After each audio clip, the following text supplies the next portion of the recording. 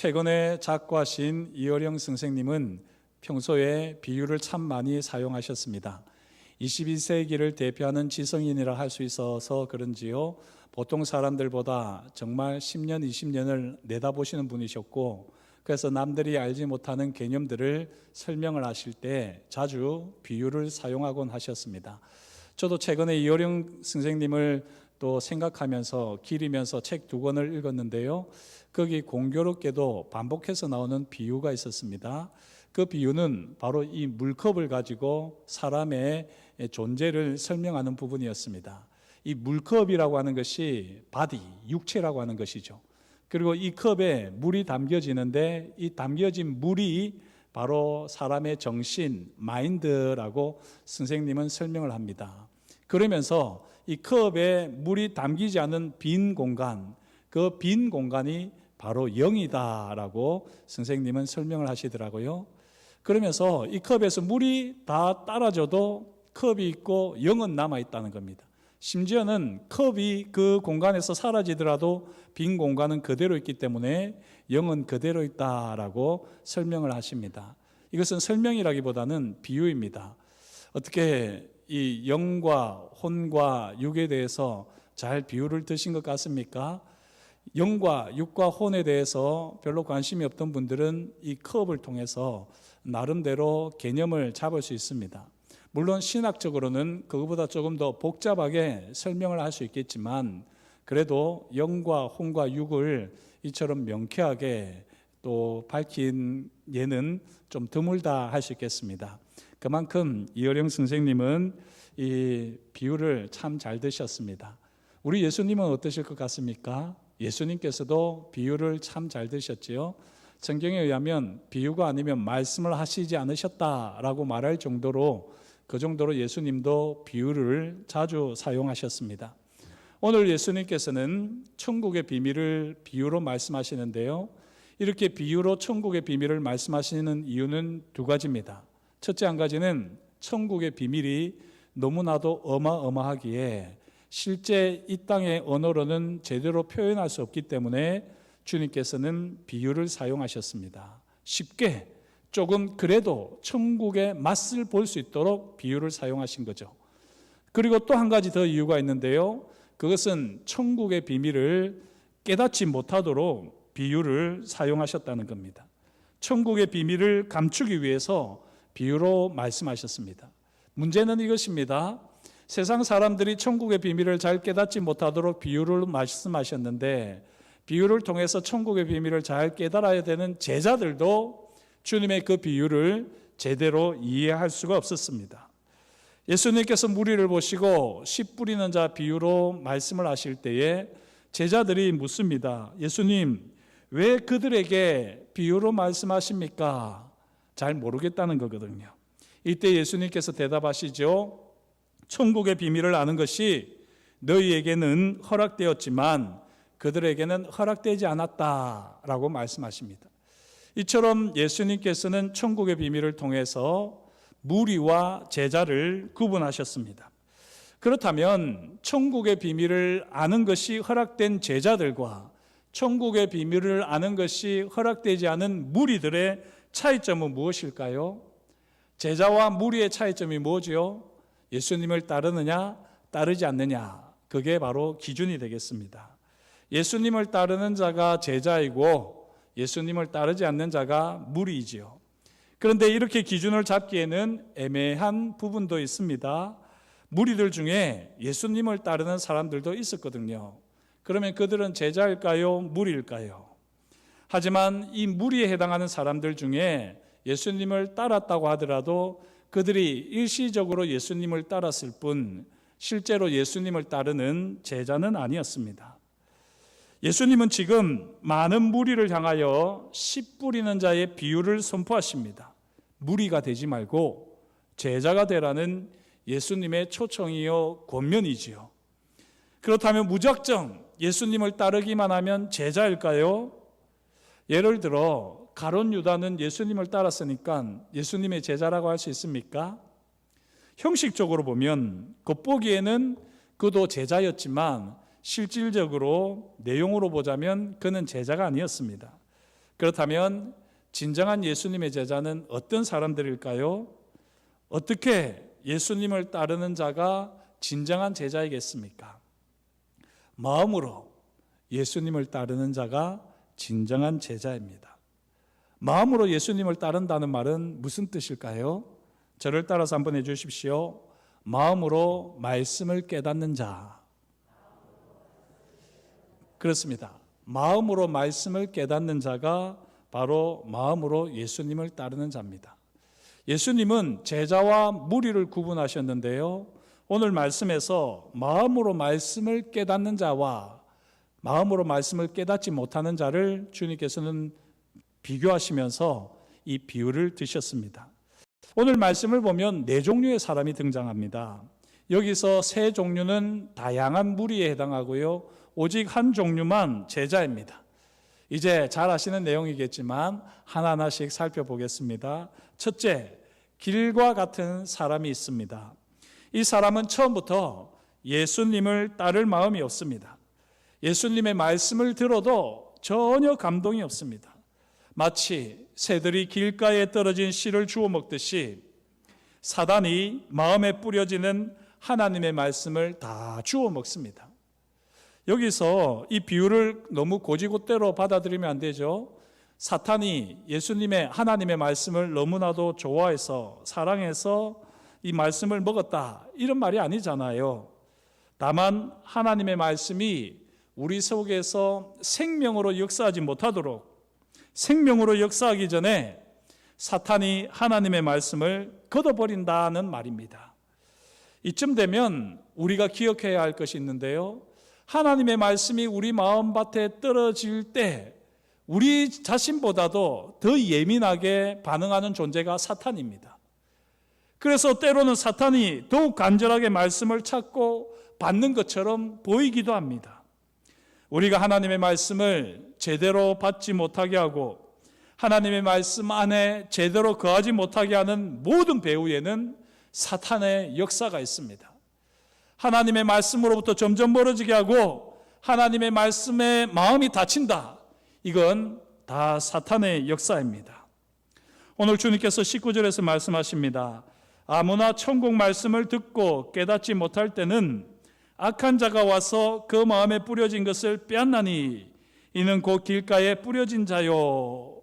말씀을 듣고 깨닫지 못할 때 사탄이 우리 마음에 뿌려진 말씀을 마치 새처럼 쪼아 먹는다. 얼마나 충격적인 말씀입니까? 어떻게 이런 일이 발생할 수가 있습니까? 사랑하는 성도 여러분, 하나님의 말씀을 간절한 마음으로 받으시기를 축복합니다. 하나님의 말씀을 간절한 마음으로 듣고 깨달으시기를 축복합니다. 그렇게 하지 않으면 사탄이 우리 마음에 떨어진 하나님의 말씀을 순식간에 낚아채어 간다는 겁니다. 그런데 왜 말씀을 듣고 빨리 깨닫지 못할까요? 제가 이렇게 권면은 드렸지만 정말 과연 우리가 하나님의 말씀을 듣고 그걸 빨리 깨달을까요? 왜 하나님의 말씀을 듣고 제대로 빨리 깨닫지 못해서 사탄이 그 말씀을 낚아채도록 내버려 둬야 될까요? 그 이유는 마음이 완악하기 때문입니다.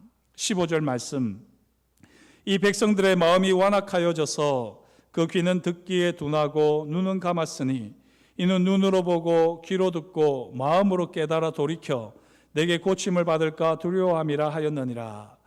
마음이 완악하여져서 결국에는 말씀을 듣고도 깨닫지 못한다라고 주님이 말씀하십니다. 본 대로 들은 대로 마음으로 깨달아야 합니다. 그때 우리는 마음에 뿌려진 말씀을 빼앗는 사탄의 모든 괴계로부터 말씀을 지킬 수 있습니다. 말씀을 마음으로 깨닫는 제자의 삶이 되시기를 주의 이름으로 축복합니다. 그런데 이 마음이 완악한 사람은 비단 길가와 같은 사람만 있는 것은 아닙니다. 지금 살핀 대로 길가와 같은 사람이 마음이 완악한 사람인데요. 또 두 번째, 세 번째 종류의 사람도 정도의 차이가 있지만 이들도 마음이 완악한 사람입니다. 두 번째는 어떤 사람입니까? 돌밭과 같은 사람이 있습니다. 돌밭은 길과와는 다르지요. 나름대로 흙에 떨어진 씨가 자리를 잡습니다. 하지만 이 씨가 싹을 내고 뿌리를 내리려 하지만 돌 때문에 뿌리를 내리지 못합니다. 이게 어떤 사람들이냐? 주님이 구체적으로 설명해 주시지요. 하나님의 말씀을 마음으로 받습니다. 기쁨으로 받습니다. 그 결과 예수님을 순간적으로 일시적으로 따릅니다. 하지만 말씀이 뿌리를 내리지 못하여서 오래가지 못합니다. 잠시 기뻐하는 것 같다가 환난이나 박해가 일어날 때 곧바로 넘어집니다. 환난이나 박해가 일어나면 순식간에 마음이 변하여 예수님을 따르는 일을 포기해버립니다. 여기서 씨가 뿌리를 내리지 못하게 하는 돌이 무엇일까요? 우리 마음밭에 있는 돌은 무엇을 의미할까요? 그것은 바로 우리 마음에 있는 깊은 상처입니다. 우리 마음에 깊은 상처, 트라우마가 생기면 우리의 마음은 돌처럼 딱딱해져 버립니다. 굳어져 버립니다. 우리가 잘 아는 속담이 있죠. 자라보고 놀란 가슴, 소뚜껑 보고 놀란다. 이 비슷한 속담이 있는가 싶어서 제가 인터넷을 찾아봤더니요, 오우천월이라고 하는 이런 사자성어가 있더라고요. 오나라 소는 달을 보고도 헐떡거린다라고 하는 사자성어입니다. 이 오나라는 중국의 남쪽에 있습니다. 그래서 조금 더운 지역이에요. 이 한낮에 해를 보고 더웠던 소가 밤에 달을 보고도 더운 줄 알고 헐떡거린다라고 하는 표현이 바로 오우천월입니다. 우리가 이렇습니다. 우리 마음에 어떤 상처가 생기면 이 상처를 그대로 내버려 두면 결국에는 이 상처가 견고한 진이 되어버립니다. 그리고 우리 마음에 있는 이 견고한 진에다가 사탄은 따리를 틀고는 결국에는 우리를 이랬다 저랬다 좌지우지하게 됩니다. 사단은 우리 마음의 견고한 진을 이용하여 우리를 괴롭힙니다. 그 결과 환난이나 박해가 일어날 때 우리는 맥없이 쓰러지고 넘어지지요. 상처가 있는 분들을 보십시오. 본인에게 한 말이 아닙니다. 보편적인 사실을 말했을 뿐인데 나에게 말을 한다. 지금 나들으라고 하는 말이다. 라고 하면서 스스로 자기 상처에다가 그 말을 가지고 와서는 더 상처를 냅니다. 이게 상처받은 사람들의 특징입니다. 그 마음에 있는 상처가 견고한 진이 되어서 다른 사람들이 하는 말까지도 객관적으로 듣지를 못하고 주관적으로 끌어다가는 자기 상처에다가 상처를 더 내게 됩니다.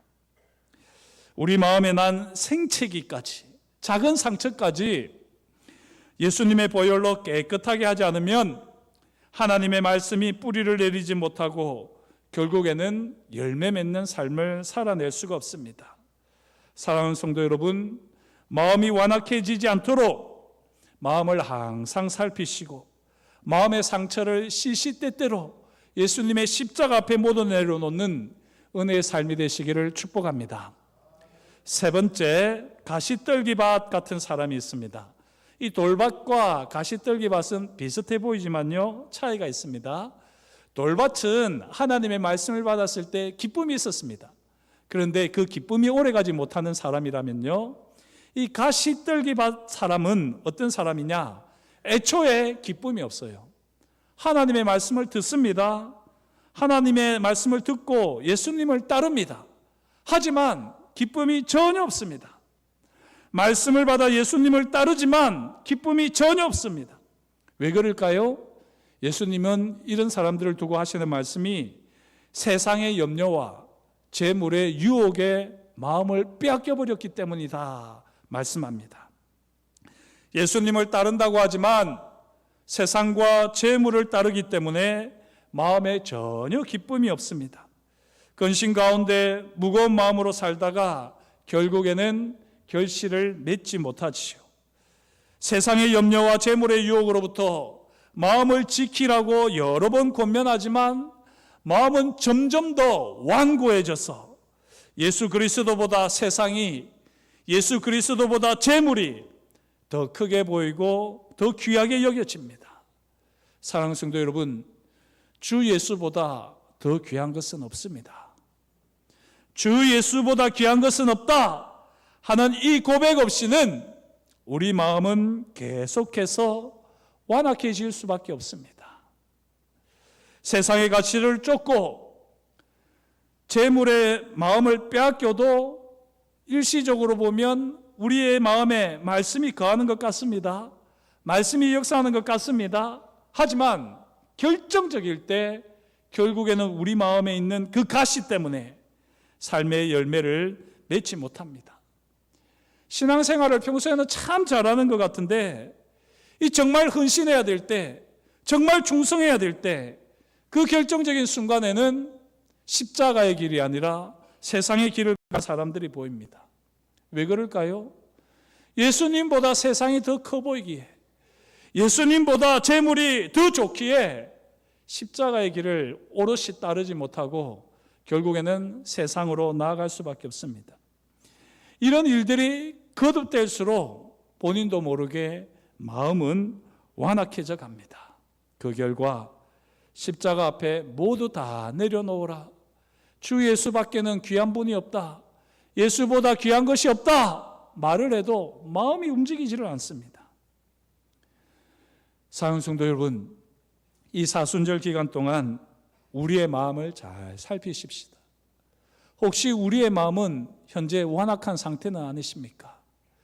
하나님의 말씀을 들어도, 하나님의 말씀을 읽어도 전혀 말씀이 마음에 닿지 않는 길가와 같은 상태는 아니십니까?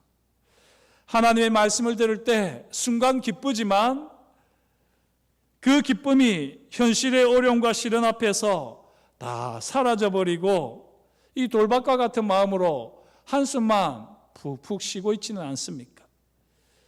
내 안에 진정한 기쁨이 없어서 신앙생활을 오래 하였음에도 불구하고 온갖 세상의 염려와 재물의 유혹에 마음과 시선을 다 빼앗겨버리고는 결코 천국의 기쁨을 전혀 경험하지 못하고 마음이 점점 더 완악해져 가고 있는 상태는 아니십니까? 저와 여러분들은 마음을 부드럽게 해야지 됩니다.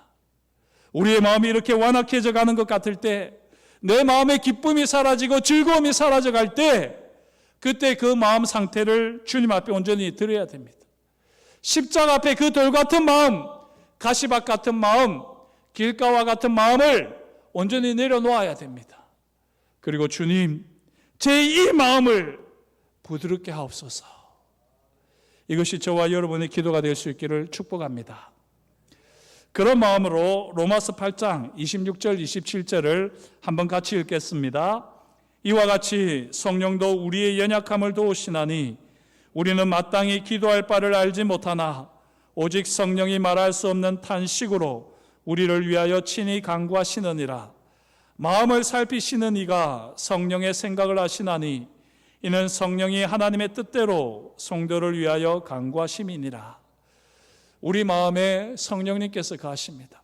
돌 같은 마음, 길가와 같은 마음, 가시밭과 같은 마음, 이 마음 속에서 성령께서 말할 수 없는 탄식으로 우리가 기도하지 않고 있을 때에도 우리를 위하여 친히 간구하시면서 마음을 살피시는 하나님 앞에 이 마음이 부드러운 마음이 되게 해달라고, 이 마음에 주님의 십자가 사랑의 은혜가 있게 해달라고 성령께서는 오늘도 우리를 대신해서 기도하십니다. 이 마음의 은혜를, 이 마음의 상태를 늘 새롭게 경험하시기를 주의 이름으로 축복합니다. 바로 이 성령께서 역사하시는 마음이 좋은 땅과 같은 사람이지요. 네 번째 사람이지 않습니까? 말씀을 듣고 깨닫는 자들입니다. 말씀을 따라 예수님을 따르는 자들입니다. 예수님을 따르면서 말씀이 마음에 뿌리를 내리고 잘 자라서 때가 되매 열매를 맺습니다. 저와 여러분들이 늘 이처럼 좋은 땅과 같은 마음으로 주님을 따르는 제자가 될 수 있기를 축복합니다. 그런데 어떻게 우리 마음이 좋은 땅과 같이 될 수 있겠습니까?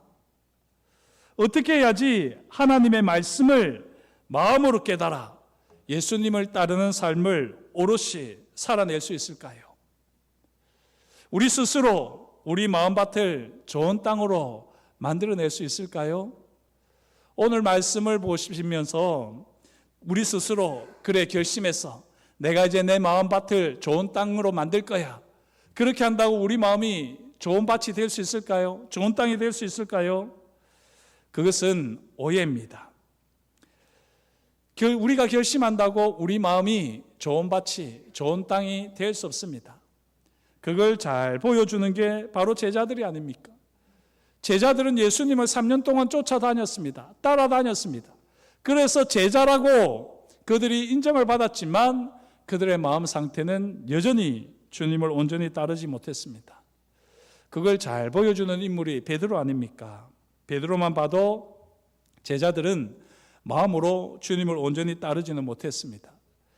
사랑하는 성도 여러분, 우리 스스로 좋은 땅을, 좋은 밭을, 마음밭을 우리가 일굴 수 없습니다. 다만 우리는 예수님 앞에 우리의 마음을 내려놔야지 됩니다. 그리고 우리 마음을 온전히 주님께서 다스리시도록, 조금 더 구체적으로는 성령께서 우리 마음 가운데 임하셔서 우리 마음을 늘 만져주시도록 그렇게 우리는 기도할 뿐입니다. 그러면 하나님께서 이제 새로운 일들을 시작하십니다. 씨 뿌리는 자 비유를 말씀하신 예수님께서 요한복음 15장에 말씀도 하셨지요. 이 요한복음 15장을 보면 예수님께서 마지막 만찬 때에 하신 말씀입니다. 요한은 요한복음 13장부터 14장, 15장, 16장, 특별히 14장, 15장, 16장을 아주 자세하게 기록하면서 예수님이 마지막 만찬에서 어떤 말씀을 하셨는지 우리에게 잘 전하고 있습니다. 요한복음 15장을 보면 하나님 아버지는 포도원 농부시다. 예수님은 포도나무시요 우리는 가지라 말씀하십니다. 이 예수님의 말씀은 사실 이사야 27장 2절에서 6절 말씀과 다르지 않습니다. 제가 한번 이사야 27장 2절에서 6절 말씀을 읽겠습니다. 그날에 너희는 아름다운 포도원을 두고 노래를 부를지어다. 나 여호와는 포도원 지기가 됨이여 때때로 물을 주며 밤낮으로 간수하여 아무든지 이를 해치지 못하게 하리로다. 나는 포도원에 대하여 노함이 없나니 찔레와 가시가 나를 대적하여 싸운다 하자 내가 그것을 밟고 모아 불사르리라.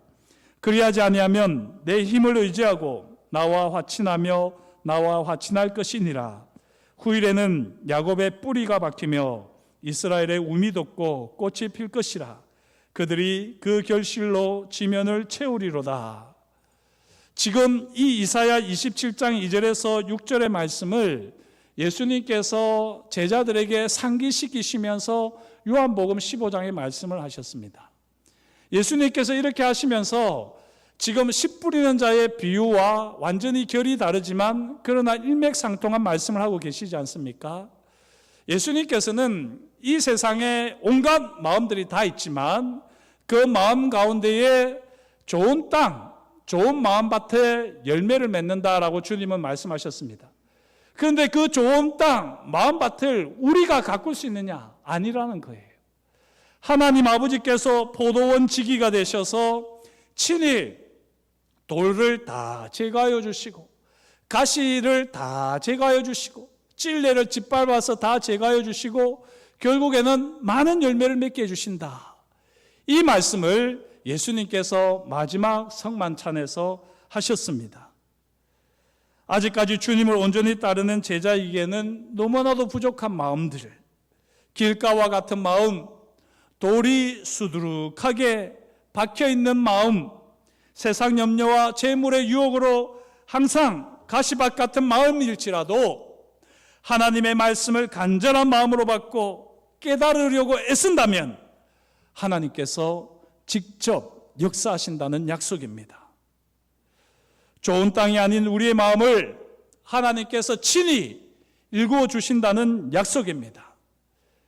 이사야 57장 5절 다시 보시면 내 힘을 의지하고 나와 화친하며 나와 화친할 것이니라.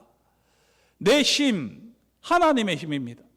하나님의 힘, 밭에 있는 돌과 가시 찔레를 다 제거하는 내 힘을 의지하고 나와 화친하며 나와 화친할 것이니라. 하나님께서 우리에게 말씀하십니다.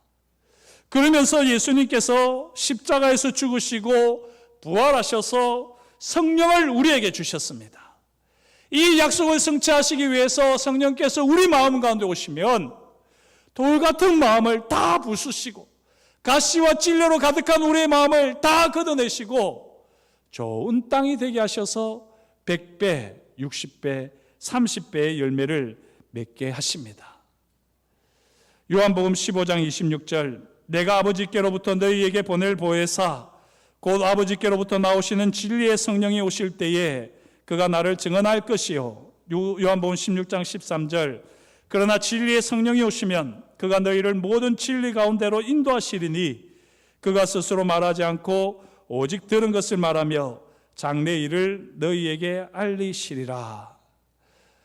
말씀을 마음으로 깨닫는 방법이 무엇일까요? 성령께서 우리 가운데 거하시는 겁니다. 성령께서 우리 가운데 계속해서 하나님의 말씀이 기억나게 하시고 말씀이 깨달아지게 하시면서 우리 마음에 말씀이 뿌리 내리게 하시고 자라게 하시고 풍성한 열매를 맺게 하십니다. 이 은혜를 날마다 누리시는 저와 여러분이 될 수 있기를 축복합니다. 오늘 주님께서 비유를 통해서 좋은 땅에 열매를 맺는데요, 100배의 열매를 맺고 60배의 열매를 맺고 30배의 열매를 맺는다고 했습니다. 왜 이렇게 열매를 맺는데 차이가 날까요? 성령께서 우리 가운데 역사하시지만 성령님께 전적으로 100% 순종하는 사람이 있는가 하면 60% 순종하는 사람이 있고 30% 순종하는 사람이 있습니다. 그래서 저마다 삶의 자리에서 성령의 강권적인 역사로 말미암는 열매가 차이가 나는 겁니다. 바라기는 우리 마음을 다스리시고 우리 마음을 가꾸시는 성령 하나님께서 우리 삶을 가꾸시도록 전적으로 우리를 들이십시다. 마음이 완고해지려고 할 때마다 내 마음에 있는 상처, 내 마음에 생기는 이 세상을 향한 관심과 재물에 대한 욕심, 그 모든 것을 다 십자가 앞에 내어놓고 성령께서 우리 마음을 만지시는 대로 그렇게 우리 마음을 내어드릴 때에 말씀이 마음으로 깨달아지고 그 말씀이 우리 가운데 뿌리를 내리면서 우리 삶에 역사하며 풍성한 열매로 나타날 줄 믿습니다. 60배, 100배, 30배의 열매를 맺는데요, 씨가 본전치기를 하는 경우도 있을까요? 어떻습니까? 씨 하나가 하나의 열매를 맺는다. 글쎄요, 그런 경우는 없습니다. 그죠? 아무리 씨 하나라도 나무가 되면 풍성한 열매를 맺고 하나가 결국에는 여러 이삭을 내는 것을 우리가 보지 않습니까? 생명은 최소한 수배의 결실을 맺게 되어 있습니다. 성령 하나님께서 우리에게 말씀으로 역사하실 때 그 말씀은 우리 가운데 풍성한 열매로 나타나는 줄 믿습니다. 저와 여러분들, 우리 마음 가운데 성령님을 온전히 초청하시고 성령께서 우리 마음을 다스리게 하셔서 우리 마음에 있는 돌 같은 마음들, 상처 입은 것들을 다 성령께서 걷어내시고 가시와 찔레 같은 이 세상의 염려와 재물에 대한 욕심까지도 다 걷어내시고 오직 하나님의 말씀을 간절한 마음으로 받아 그 말씀이 역사하는 가운데에 순종의 삶을 살아 하나님의 풍성한 열매를 삶으로 나타내는 저와 여러분이 될 수 있기를 주의 이름으로 축복합니다. 이러려면 오늘 주님께서 이사야를 통해서 주신 말씀을 기억하셔야지 됩니다. 내 힘을 의지하고 나와 화친하며 나와 화친하라. 이 말씀을 여러분들이 마음으로 받으시고 이번 사순절 기간 동안 참으로 내 마음 상태가 어떤지를 잘 살피십시오. 그리고 돌 같은 마음들, 가시떨기와 같은 마음들 다 주님의 십자가 앞에 정직하게 내려놓고 성령께서 우리 마음을 부드러운 마음으로 바꾸셔서 옥토로 바꾸시는 이 은혜를 꼭 경험하는 사순절이 되시기를 주의 이름으로 축복합니다. 기도하시겠습니다. 하나님 아버지, 주님께서 저희를 사랑하여 주시고 오늘도 말씀하여 주시니 감사합니다. 우리가 이 세상을 의지하고 재물을 의지하게 될 때에 우리 마음은 더욱더 완악해져 가는 것을 봅니다. 나 자신을 스스로 의지하게 될 때에 우리에게 모든 것들이 상처로 다가올 때가 참 많았습니다. 이 모든 것들을 이제 다 걷어서 십자가 앞에 내려놓습니다. 아니, 우리 마음 이대로 십자가 앞에 내려놓사오니 성령께서 친히 우리의 마음을 만져주시고 돌을 제하여 주시고 가시떨기들을 제하여 주시고 오직 하나님의 말씀이 우리 가운데 뿌리를 내리고 잘 자라서 풍성한 열매를 맺기까지 친히 가꾸어 주시옵소서. 내 힘을 의지하고 나와 화친하며 나와 화친하라. 주님의 이 권면의 말씀이 우리에게 생생하게 새겨지는 이 아침이 되게 하시니 감사드리오며 예수님의 이름으로 기도드립니다. 아멘.